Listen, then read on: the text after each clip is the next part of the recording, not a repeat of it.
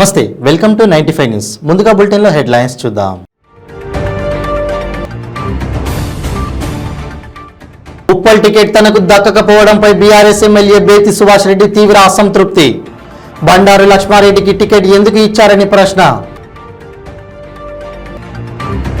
వేదావతి హగరి వద్ద ఇసుక డంపింగ్ యార్డులను పరిశీలించిన మాజీ మంత్రి కాల్వ శ్రీనివాసులు. ప్రకృతి సంపద అయిన ఇసుకను వైసీపీ నాయకులు కొల్లగొడుతున్నారని మండిపాటు.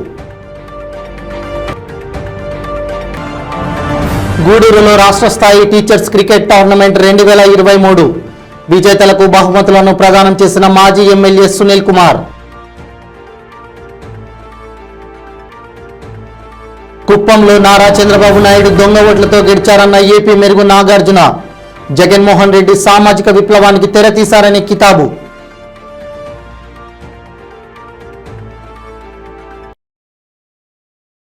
ఇప్పుడు బులెటిన్లో డీటెయిల్స్ చూద్దాం. ఉప్పల్ టికెట్ తనకు దక్కకపోవడంపై బీఆర్ఎస్ ఎమ్మెల్యే బేతి సుభాష్ రెడ్డి తీవ్ర అసంతృప్తి వ్యక్తం చేశారు. బండారు లక్ష్మారెడ్డికి టికెట్ ఎందుకు ఇచ్చారు, ఆయన ఎప్పుడైనా పార్టీ జెండా మోసారా, పార్టీ కోసం ఏం చేశారని ప్రశ్నించారు. తనకు ఎందుకు ఇవ్వలేదో చెప్పాలని డిమాండ్ చేశారు. అవినీతి అక్రమాలు చేసిన వారికి టికెట్ ఇస్తారా అని ఆరోపించారు.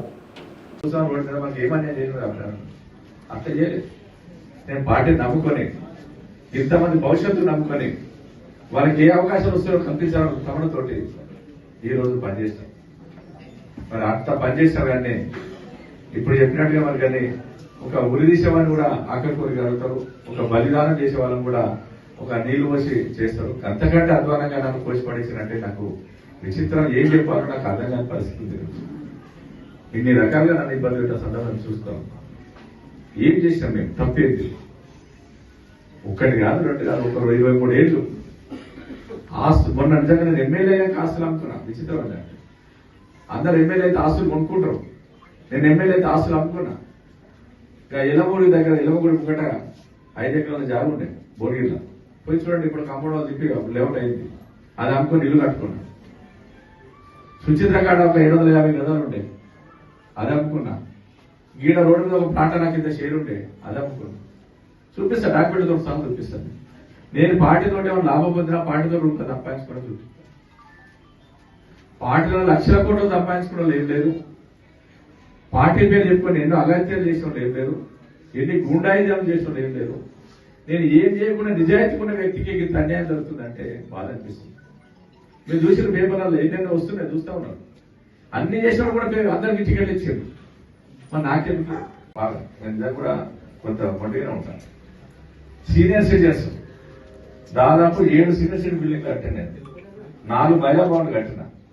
వాళ్ళంతా వచ్చి ఏడుస్తుంటే, బిగ్గర కావాల్సుకుని ఏడుస్తుంటే, 80 ముసలు ఏడుస్తుంటే బాధ అనిపించింది.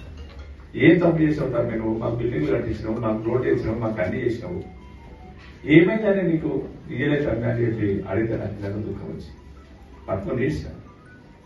ఒక్కొక్కరు కాదు, వేల మంది ప్రతి నియోజకవర్గం, ప్రతి డివిజన్ వేసి కాపురం నుంచి మొదలు పెడితే ఉప్పల్ వరకు 10 డివిజన్, కాపురం డివిజన్ పెడితే ఉప్పల్ వరకు ప్రతి డివిజన్ నుంచి 1000 మంది వచ్చేసిన. 1000 మంది వచ్చి నన్ను పరామర్శిస్తుంటే ఏం చెప్పాలో అర్థం కాదు నాకు. ఎందుకు తీసుకుంటాను, నీకేం చేసింది, ఎందుకు వేసినట్టు చెప్పే పరిస్థితి లేదు నాకు. ఆ పరిస్థితిలో నాకు బాధ అనిపిస్తుంది. ఏం తప్పు చేసినా, ఏం చేసినా, ఎందుకు నన్ను ఇట్లా బలి చేసినాడు, దాని మీద ఇబ్బంది పడుతున్న సందర్భం చూస్తా ఉన్నా. మరి ఇచ్చిన వ్యక్తి తిరుగుతున్నాడు, సరే సంతోషం. కానీ నాకేంటి, నేనేం చేయాలి? నేను అభివృద్ధి పథకాలకి పరిమితం కావాలన్నా, పార్టీ యోగక్షేమాలు చూడాలన్నా, నాతో పాటు 23 ఏళ్ళు కష్టపడ్డ నాయకులందరినీ నేను చూసుకోవాలన్నా, నాయకులంతా కూడా నేను చూసుకోవాలన్నా. ఉద్యమ బాటలో ఇదే హౌసింగ్ బోర్డులో శ్రీనివాస్ రెడ్డి గారు, ఇదే హౌసింగ్ బోర్డులో శ్రీధర్ బాబు అక్కడికి ఒక ఇనాగ్రేషన్ వచ్చి రాజరెడ్డి. అనంతపురం జిల్లా రాయదుర్గం రూరల్ పరిధిలోని జుంజారంపల్లి వేదావతి హగరి వద్ద ఇసుక డంపింగ్ యార్డులను టీడీపీ నాయకులు కార్యకర్తలతో కలిసి మాజీ మంత్రి కాల్వ శ్రీనివాసులు పరిశీలించారు. ఈ సందర్భంగా ఆయన మీడియాతో మాట్లాడారు. ప్రకృతి సంపద అయిన ఇసుకను వైసీపీ నాయకులు కొల్లగొడుతున్నారని పేర్కొన్నారు. అధికారులు సైతం పట్టించుకోకుండా వ్యవహరిస్తుండడం దారుణమని అన్నారు. ఉన్నతాధికారులు తక్షణమే స్పందించి చర్యలు తీసుకోవాలని వారు డిమాండ్ చేశారు. కర్ణాటక రిజిస్ట్రేషన్ ఉన్న టిప్పర్ల ద్వారా రోజు రాత్రి వేళల్లో కర్ణాటకకి తోలుతా ఉన్నారంటే వీళ్ళ వెనక ఎంత బలమైన శక్తి ఉందో మనం ఊహించుకోవచ్చు. స్వయంగా రాయదుర్గం ఎమ్మెల్యే ప్రభుత్వ విప్పు కాపు రామచంద్రారెడ్డి కనుసన్నల్లో ఈ ఇసుక అక్రమ తరలింపు రాత్రింబవళ్ళు యథేచ్ఛగా సాగిపోతా ఉంది. ఈరోజే నేను ఒక 2 రసీదులు తెప్పించా. ఇక్కడ అనుమతి ఉంటే వేపరాల దగ్గర నుంచి పెద్ద ఎత్తున ఇసుక దోలుతా ఉన్నారు. జయప్రకాష్ పవర్ వెంచర్స్ లిమిటెడ్ పేరుతో రసీదులు ఇస్తా ఉన్నారు. నేను అడుగుతా ఉన్నా, ఈ జేపీ కంపెనీకి అసలు జీఎస్టీ రెన్యువల్ అయిందా? సేల్స్ ట్యాక్స్ పర్మిషన్ ఉందా? మార్చి 31తోనే వీళ్ళ లీజు ఒప్పందం ముగిసిపోతే ఇప్పటికీ వీళ్ళ పేరుతోనే రసీదులు వస్తా ఉన్నాయి బయటికంటే వీళ్ళని ఏమనాలా? అంటే పెద్ద ఎత్తున అధికార పార్టీ నాయకులు, అధికారులు కుమ్మక్కైపోయి సెబ్బధికారులు పట్టించుకోరు. మామూలుగా వీటిని తనిఖీ చేయాల్సిన రెవెన్యూ అధికారులు వీళ్ళెవరూ పట్టించుకోరు. ఎందుకంటే స్వయంగా తాడేపల్లి ప్యాలెస్ కు ఈ మామూళ్ళు అందుతా ఉన్నాయి కాబట్టి సగం ఎమ్మెల్యేకి సగం జగన్మోహన్ రెడ్డికి ఈ దోపిడీలో భాగాలున్నాయి. కాబట్టి ఆంధ్రప్రదేశ్ రాష్ట్రానికి సంబంధించిన అధికారులు ఆ లారీ టిప్పర్ల డ్రైవర్లను ఓనర్లను పల్లెత్తు మాట అన్నారు. ఆ టిప్పర్ల అక్రమ పని ఒత్తిడిలో ఉండే ఉపాధ్యాయులకు ఆట విడుపులాగా ఉపాధ్యాయ దినోత్సవం పురస్కరించుకొని రాష్ట్ర స్థాయి teachers cricket tournament teachers cricket league 2023 నిర్వహించడం అభినందనీయమని గూడూరు మాజీ ఎమ్మెల్యే సునీల్ కుమార్ తెలిపారు. గూడూరు పట్టణంలోని అల్లూరు ఆదిశేషారెడ్డి ప్రభుత్వ స్టేడియంలో ప్రగతి సేవా సంస్థ ఆధ్వర్యంలో నిర్వహించిన టీచర్స్ క్రికెట్ లీగ్ 2023 విజేతలకు బహుమతుల ప్రదానోత్సవం నిర్వహించారు.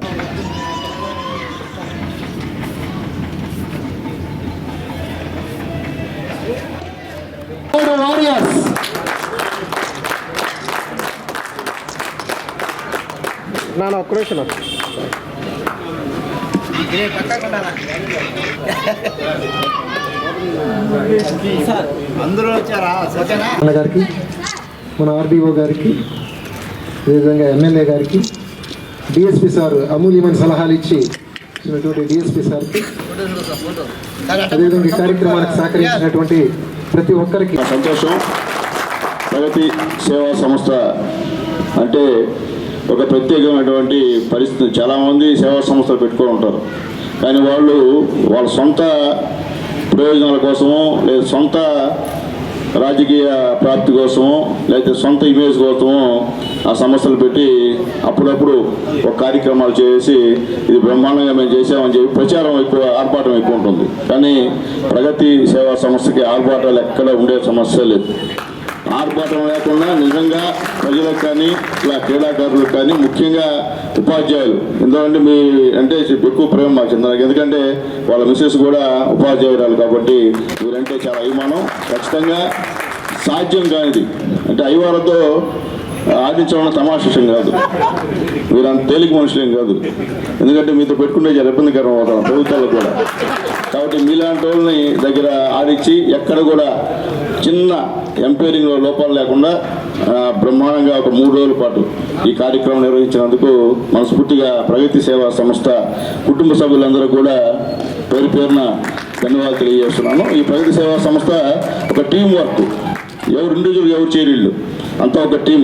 కుప్పంలో నారా చంద్రబాబు నాయుడు దొంగ ఓట్లతో గెలిచారని ఏపీ మెరుగు నాగార్జున ఆరోపించారు. స్వామివారి నైవేద్య విరామ సమయంలో స్వామివారి ఆశీస్సులు పొందారు. అనంతరం ఆలయ రంగనాయకుల మండపంలో వేద పండితులు వేద ఆశీర్వాదం అందించగా ఆలయ అధికారులు పట్టువస్త్రంతో సత్కరించి స్వామివారి తీర్థ ప్రసాదాలు అందజేశారు. అనంతరం ఆలయ వెలుపలకు వచ్చిన ఆయన మీడియాతో మాట్లాడుతూ రాష్ట్రంలో సీఎం జగన్మోహన్ రెడ్డి చేస్తున్న యజ్ఞం బలప్రదం కావాలని స్వామివారిని ప్రార్థించినట్లు చెప్పారు. ఏపీలో సీఎంగా జగన్మోహన్ రెడ్డి బాధ్యతలు స్వీకరించిన తర్వాత ఒక సామాజిక విప్లవానికి తెరతీశారని, రాష్ట్రంలో ఎక్కడ కూడా అసమానతలు లేకుండా అశ్రిత పక్షవాతం లేకుండా చేశారని కొనియాడారు.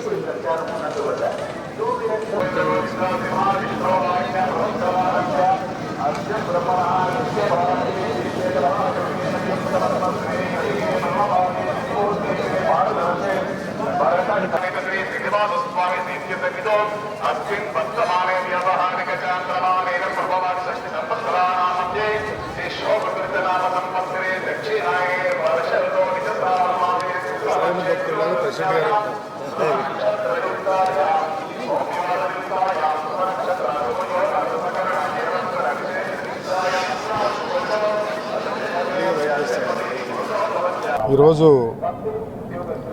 స్వామివారిని దర్శించుకోవటం, రాష్ట్రంలో గౌరవ ముఖ్యమంత్రి గారు చేస్తున్న యజ్ఞం ఫలప్రదం అవ్వాలని, ఈ రాష్ట్రానికి భావితరాల భవిష్యత్తు కోసం ఆలోచించే ముఖ్యమంత్రి గారికి నిండు ఆయుష్ ఇవ్వాలని, ఈ రాష్ట్రానికి మరలా జగన్మోహన్ రెడ్డి గారిని ముఖ్యమంత్రి చేయమని ఆ దేవదేవుణ్ణి ప్రార్థించడం జరిగింది. పోతే రాష్ట్రంలో జగన్మోహన్ రెడ్డి గారు ముఖ్యమంత్రి అయిన తర్వాత ఒక సామాజిక విప్లవానికి తెరదీశాడు. అసమానతలు లేకుండా చేస్తూ ఉన్నాడు, అస్థిరత పక్షపాతం లేకుండా చేస్తూ ఉన్నాడు. పరిపాలన చాలా త్రికరణ స్థితితో పేద ప్రజల గుండె చప్పుడుగా ఈరోజు పరిపాలన జరుగుతూ ఉంది. సంక్షేమాన్ని అభివృద్ధిని రెండు కళ్ళతో తీసుకొని ముందుకెళ్తా ఉన్నాడు. మున్నెన్నడూ లేదు విధంగా రాష్ట్రంలో జగన్మోహన్ రెడ్డి గారు 1,50,000 కోట్ల రూపాయలు డీబీటీ రూపేణా ఇచ్చి ఈ రాష్ట్రంలో ఉన్నటువంటి పేదరికాన్ని, ఈ రాష్ట్రంలో ఉన్న పేదరికం 11.5 నుంచి ముఖ్యమంత్రి జగన్మోహన్ రెడ్డి గారు అయిన తర్వాత 6% తగ్గటం అంటే పరిపాలన ఎంత గొప్పగా చేస్తూ ఉన్నాడో, పేదరికం ఎంత నిర్మూలన అవుతూ ఉందో అర్థమవుతూ ఉంది. అయితే కళ్ళు లేని కబోజుల్లాగా చంద్రబాబు కానీ ఆయన టీం కానీ ఈరోజు జగన్మోహన్ రెడ్డి గారి మీద గుడ్డగాల్చి నెత్తినేసే పద్ధతిలో ముందుకెళ్తా ఉన్నారు. 14 ఏళ్ళు ఈ రాష్ట్రానికి చంద్రబాబు నాయుడు ముఖ్యమంత్రి అయ్యి ఒకటంటే ఒక స్కీము, ఒకటంటే ఒక పేటెంట్గా ఉన్నటువంటి గొప్ప కార్యక్రమాన్ని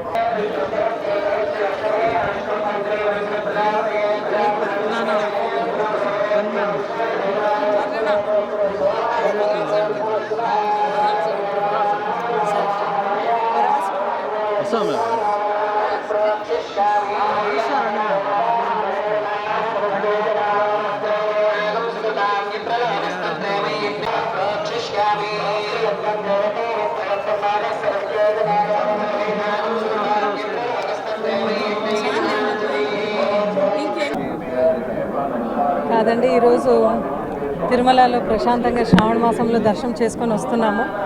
అయితే మీరు అడిగే క్వశ్చన్కి సమాధానము నిజంగా అది మనము చంద్రబాబు నాయుడు గారికి అడగాలి. ఎందుకంటే ఎంత హాస్యంగా ఉంది అంటే ఈ క్వశ్చన్, ఇవన్నీ ఎప్పుడు ఎక్కించినారు?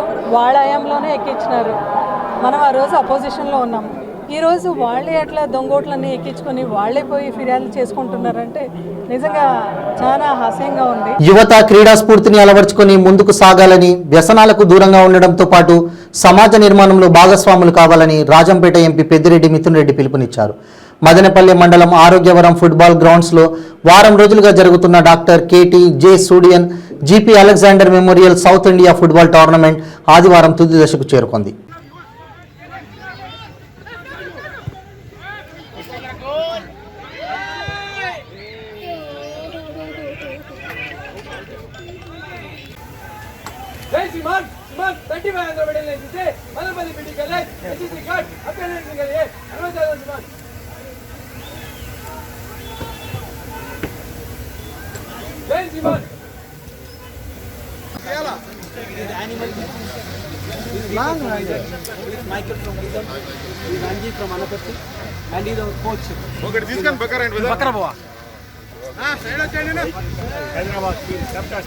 నాయకుడు, యువ నాయకుడు ఈ రోజు మన మధ్యలో ఉండడం చాలా సంతోషంగా భావిస్తూ వారిని సవినయంగా ఈ యొక్క టోర్నమెంట్ ఆహ్వానిస్తూ అన్నగారిని ఈ యొక్క టోర్నమెంట్ గురించి 2 మాటలు ప్లేయర్స్ కి సంబంధించి గ్రీటింగ్స్ చెప్పవలసిందిగా మనం లిస్ట్ ఇన్ఫర్మేషన్ తీసుకొని రావాల్సిందిగా మనవి. Now it's time to note down the best player, best goalkeeper. Eluru జిల్లా చేబ్రోలు తిమ్మయ్యపాలెం ఉన్న ఇండియన్ గ్యాస్ ఏజెన్సీలో చోరీ కలకలం రేపింది. అర్ధరాత్రి సమయంలో ప్రవేశించిన దొంగలు నగదుని చోరీ చేశారు. సీసీ కెమెరాలో రికార్డైన దృశ్యాల ఆధారంగా పోలీసులు దర్యాప్తు చేపట్టారు.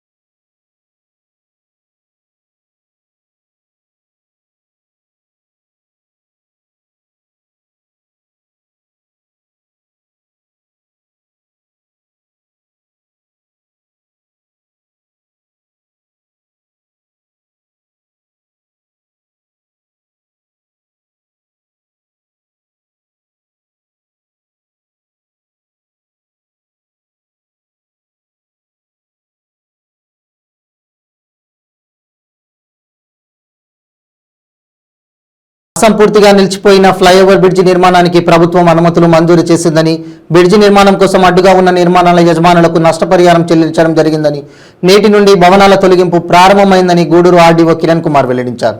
గూడూరు పట్టణంలోని ఐసీఎస్ రోడ్లో ఫ్లైఓవర్ బ్రిడ్జి నిర్మాణానికి అడ్డుగా ఉన్న భవనాల తొలగింపు ప్రక్రియని ఆర్డీఓ కిరణ్ కుమార్ పరిశీలించారు. ఆర్డీఓ కిరణ్ కుమార్ మాట్లాడుతూ 12 సంవత్సరాలుగా అసంపూర్తిగా నిలిచిపోయిన ఆర్ఓబి బ్రిడ్జ్ నిర్మాణం కొరకు ప్రభుత్వ ప్రైవేటు స్థలాన్ని గుర్తించామన్నారు. పట్టా నివాసాల వారికి నష్టపరిహారం కూడా చెల్లించడం జరిగిందని చెప్పారు.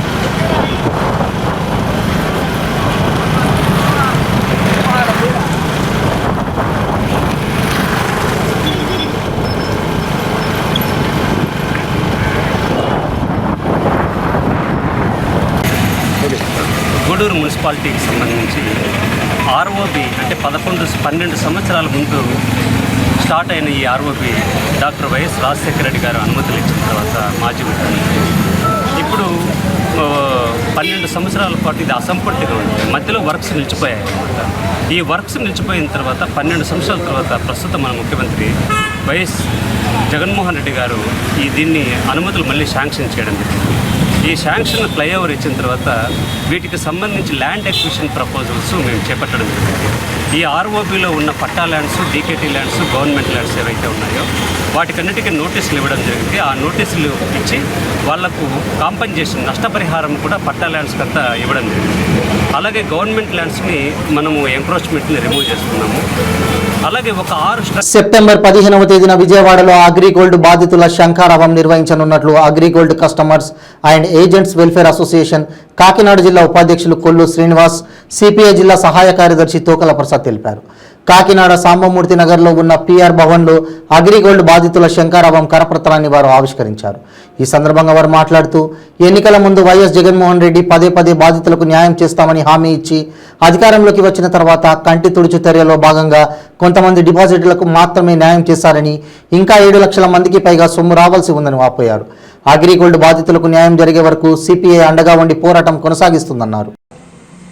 అగ్రిగోల్డ్ బాధితుల అండ్ ఏజెంట్ వెల్ఫేర్ అసోసియేషన్ ఆధ్వర్యంలో ఇవాళ కాకినాడలో స్థానిక పిఆర్ భవన్లో ఒక కరపత్ర ఆవిష్కరణ చేస్తాం. దీనికి ప్రధానమైన అంశం సెప్టెంబర్ 15వ తేదీన చెలో విజయవాడ అగ్రిగోల్డ్ బాధితులు ఎవరైతే ఉన్నారో మనకి ఒక మంచి అవకాశం వచ్చింది.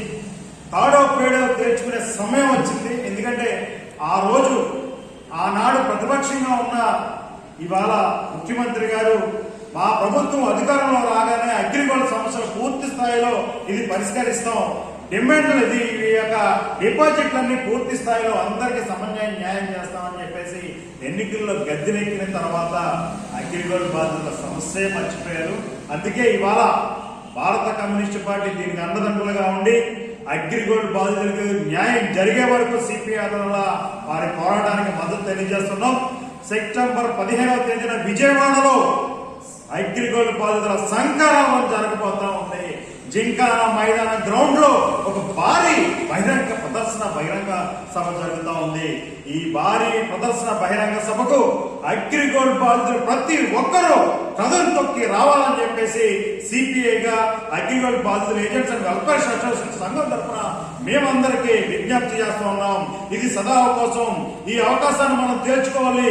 రాష్ట్ర ముఖ్యమంత్రికి తాడో పేడో తీర్చుకునే సమయం ఇదే అని చెప్పేసి మీ అందరికీ విజ్ఞప్తి చేస్తా ఉన్నాం. సెప్టెంబర్ 1 లేదా 2వ వారంలో టిడ్కో ఇళ్లను లబ్ధిదారులకు అప్పగించేందుకు చర్యలు తీసుకుంటామని కాకినాడ సిటీ ఎమ్మెల్యే ద్వారంపూడి చంద్రశేఖర్ రెడ్డి అన్నారు. ఆయన స్థానిక పర్లోపేటలో టిడ్కో గృహాలను సందర్శించారు. గృహ నిర్మాణ ప్రగతిని, అక్కడ జరుగుతున్న ఏర్పాట్లను పరిశీలించారు.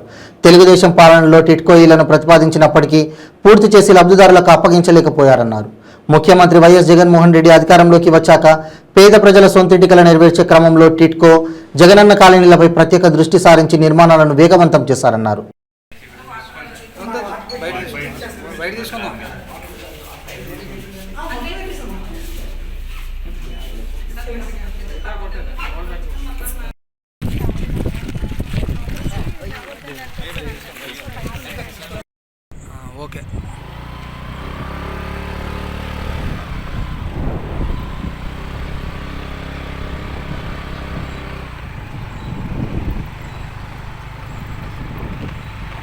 ఎదురుకుండా ఉన్నాడు చూడు అన్నారన్నా.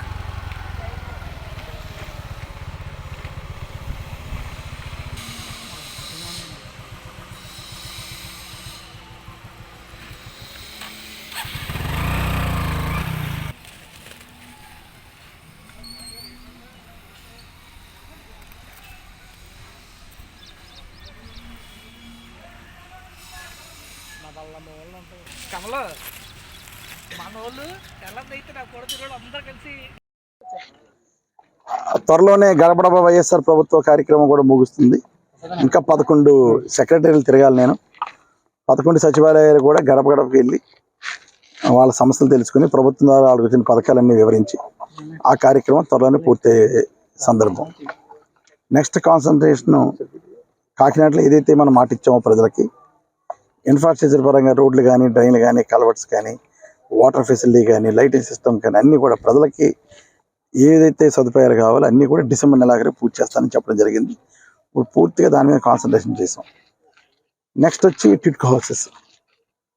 ఇది తెలుగుదేశం ప్రభుత్వం హయాంలో టిట్కో హౌస్ ఇవ్వడం జరిగింది, కానీ ఎవరు కూడా స్టార్ట్ చేసే సందర్భం లేదు.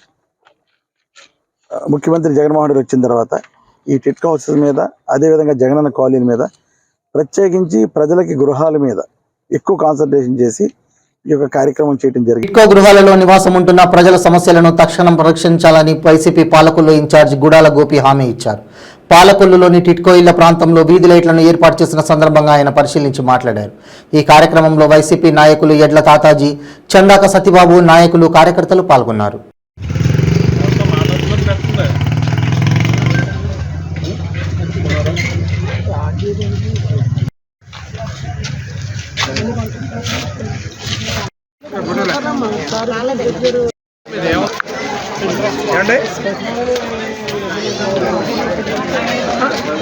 ఇప్పుడు మా వాటర్ ఫిగర్ మాట్లాడారమ్మా, డైలీ నీ కొడిలాగా ఏర్పాటు చేస్తాను.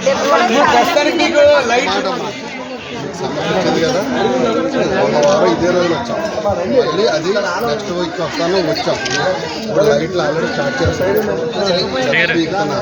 డ్రైన్ వర్క్ చేస్తాను, అన్ని పనులు మొదలుపెట్టారు. ఒక్క రోజున అయ్యే పని కాదు కదా, నాకు అన్ని క్లియర్గా మీకు స్టెప్ బై స్టెప్ అన్ని పనులు చేసుకుంటూ ఉంటాను. మీకు ఏదేమో ఇబ్బంది ఉండదు. దగ్గర పెట్టినా అది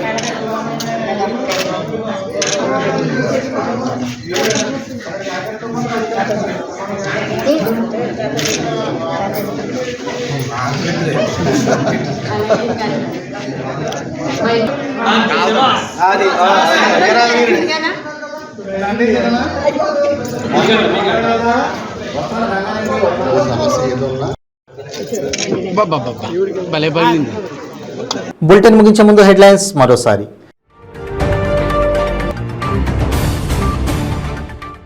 ఉప్పల్ టికెట్ తనకు దక్కకపోవడంపై బీఆర్ఎస్ ఎమ్మెల్యే బేతి సుభాష్ రెడ్డి తీవ్ర అసంతృప్తి. బండారు లక్ష్మారెడ్డికి టికెట్ ఎందుకు ఇచ్చారని ప్రశ్న. వేదావతి హగరి వద్ద ఇసుక డంపింగ్ యార్డులను పరిశీలించిన మాజీ మంత్రి కాల్వ శ్రీనివాసులు. ప్రకృతి సంపద అయిన ఇసుకను వైసీపీ నాయకులు కొల్లగొడుతున్నారని మండిపాటు. గూడూరులో రాష్ట్ర స్థాయి టీచర్స్ క్రికెట్ టోర్నమెంట్ 2023 విజేతలకు బహుమతులను ప్రదానం చేసిన మాజీ ఎమ్మెల్యే సునీల్ కుమార్. కుప్పంలో నారా చంద్రబాబు నాయుడు దొంగ ఓట్లతో గెలిచారన్న ఏపీ మెరుగు నాగార్జున. జగన్మోహన్ రెడ్డి సామాజిక విప్లవానికి తెరతీశారని కితాబు.